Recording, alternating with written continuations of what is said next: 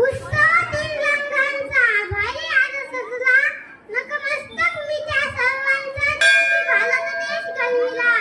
सन्माननीय व्यासपीठावर बसलेले मान्यवर आणि इथे जमलेले माझ्या बालमित्रांनो, आज 15 ऑगस्ट आपण सर्वजण इथे आपल्या भारताचा स्वातंत्र्य दिन साजरा करण्यासाठी एकत्र जमलो आहोत. सर्वप्रथम तुम्हा सर्वांना भारतीय स्वातंत्र्य दिनाच्या खूप खूप शुभेच्छा. मित्रांनो, 15 ऑगस्ट हा आपल्या भारताचा व सन्मानाचा व अभिमानाचा दिवस आहे.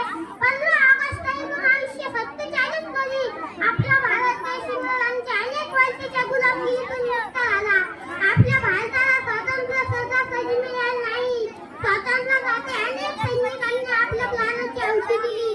त्यामध्ये महात्मा गांधी, लोकमान्य टिळक, सुभाषचंद्र बोस, भगतसिंग, सुखदेव, राजगुरू, लाला लजपत राय अशा अनेक वेळा स्वातंत्र्यवीरांनी देशाच्या स्वातंत्र्यासाठी प्राणपणास लावले. त्या सर्वांमुळे आज आपण आपल्या देशात नित्य साजरे घेत आहोत. स्वातंत्र्यानंतर आपल्या देशाने कृषी, विज्ञान व तंत्रज्ञान, साहित्य, साहित्य ही सर्व क्षेत्रात चांगली प्रगती केली आहे.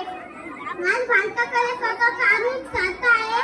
पालकना सत्यतेने वाटचाल करीत आहे.